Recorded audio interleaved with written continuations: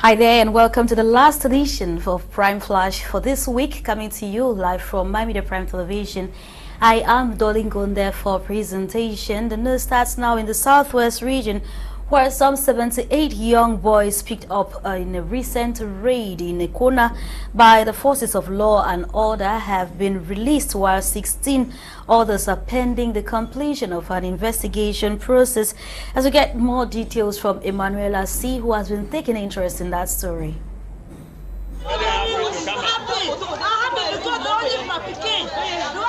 The excitement seeing the sons released after a long day yesterday, demanding for this cause. Out of the 80 young people arrested in Ekona over the weekend, 78 of them have been set free and are going back home with their parents.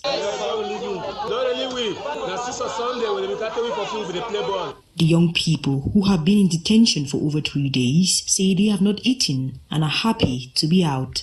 Honorable Findi Stanley, a member of parliament for the Moyoka constituency, advised the women to train and discipline their children so that Ekona can be safe again. My 16 open, Moya open, Moliko open.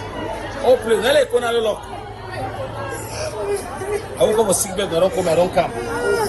No, of course I'm going to pay. I don't come to roll Libuna. So now I tell you to say, when I take the message, go say, medicine stop. May stop because me too, I want to stay for house. Me too, I want to go my farm. Mothers whose children were still in detention weep in tears and frustration. They move people, they leave people there, don't struggle. They don't pay, and that's what they cash again. They don't cash many times, always so. They don't first they cash, they leave all them. They come out with I don't pay 25. They leave all them. The one and the second one dinner they leave it, I don't know why they leave it. It should be noted that Ekona women in Moyoka subdivision staged march protests to Boya to demand the release of these children who were picked up playing football in Ekona. The 16 others not released are pending investigation at Lejong in Boya. And we stay in the southwest region, precisely in Boya, where Antoinette Kongso, a former girlfriend of Kingpin separatist fighter General No Pity, has been released from prison after she had spent so many months in detention as a nursing mother. We shall be giving you details as per her release in a court case which took over 18 hours upon the decision.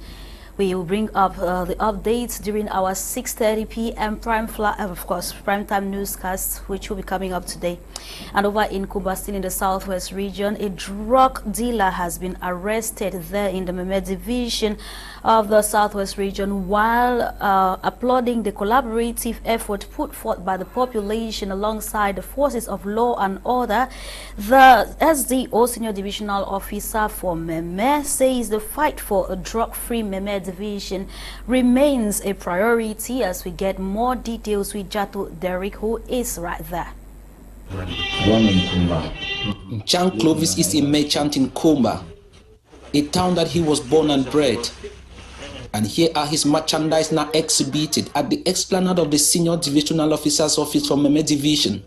That one is married one, I think it's a married one. All those packages we see here. I don't know, it's Tramadol. Huh? It's Tramadol, no? This one is what the meaning of this one? Shisha. His line of business is selling assorted drugs and has been in the same network of selling these drugs since 2002. So I started selling Indian hemp since 2002. This is my first mistake that I've ever done in my life. They should just forgive me and consider my fight treatment for me. One-on-one with Tundong Chamberlain, the Senior Divisional Officer for Meme Division. When you see the rate of criminality, that you are not affected.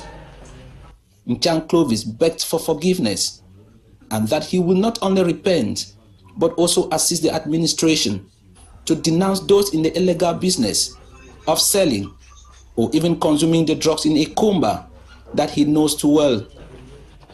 Don't you disturb? I learned the business from other people. I'm not the first person that is doing the business. that were going to help me now to arrest the remaining one. To the authorities of Meme Division, it has been a fight, and the consistency remains a priority for a drug-free Meme Division. We will continue that fight. We cannot construct our country, our beloved country, with youth who are consuming drugs with the complicity of some elders. That one should stop. From here, Nchang Clovis will be charged accordingly in a court of law.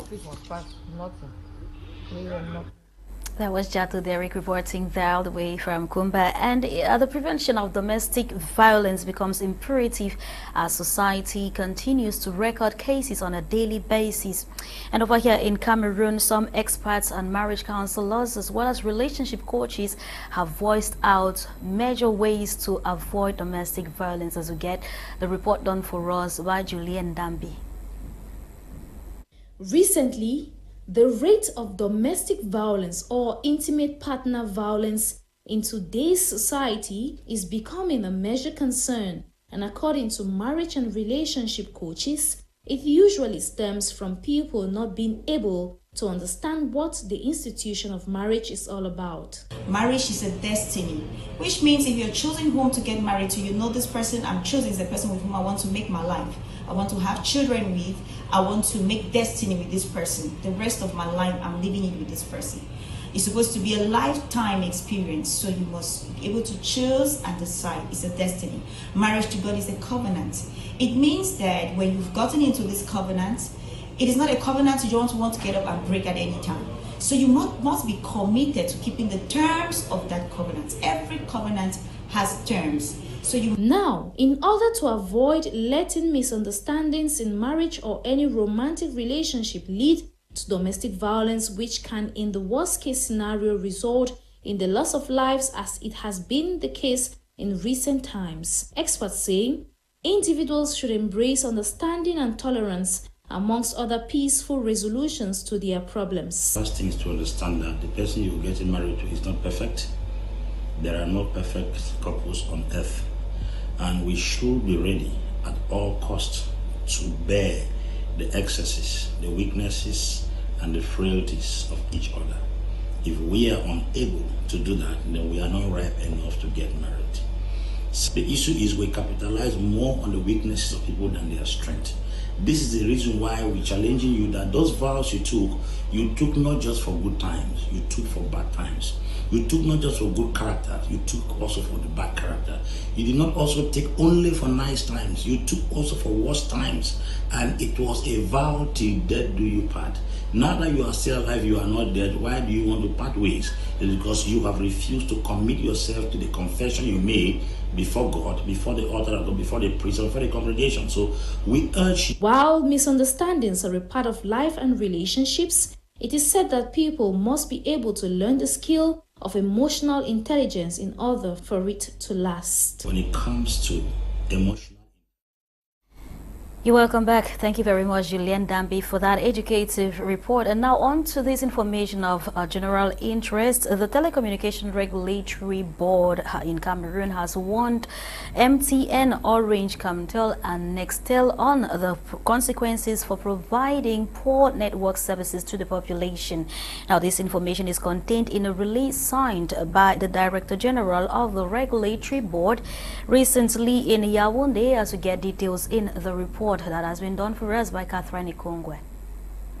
MTN, Orange, Camtel and Vitel have been warned by the Telecommunications Regulatory Board on the consequences of supplying poor network to their clients. In a release dated February 13, 2023, the Telecommunications Regulatory Board has warned that the companies risk being banned from operating in Cameroon should they continue to provide poor network to the population. This warning comes after a series of workshops that were held between the 19th and the 21st of January 2023 in the nation's political capital, Yaoundé. These workshops were aimed at optimizing the performance of these telecommunication networks as well as their plan of operation for the year 2023. The Telecommunications Regulatory Board had also put in place regulatory teams on the field to assess the quality internet rates supplied to Cameroonians on a daily basis. Meanwhile, Cameroonians in the past months have taken to social media severally to decry the poor nature of their internet and network connections. You're welcome back, and before we take leave of you, let's now give you health information as part of measures to fight the Marburg virus disease.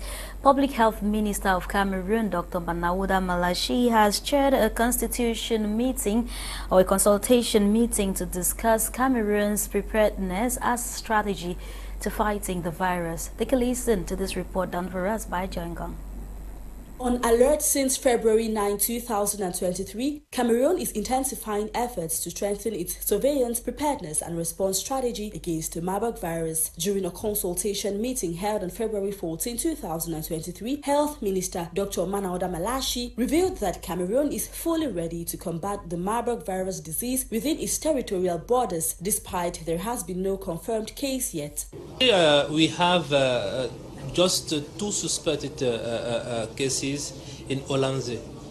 So we do the investigation and we confirm that it's not a Marburg, it's only a malaria. So I think up to now, Cameroon don't notify any cases in our country. Meeting we held and we still running in our country is to actualize our plan response. So the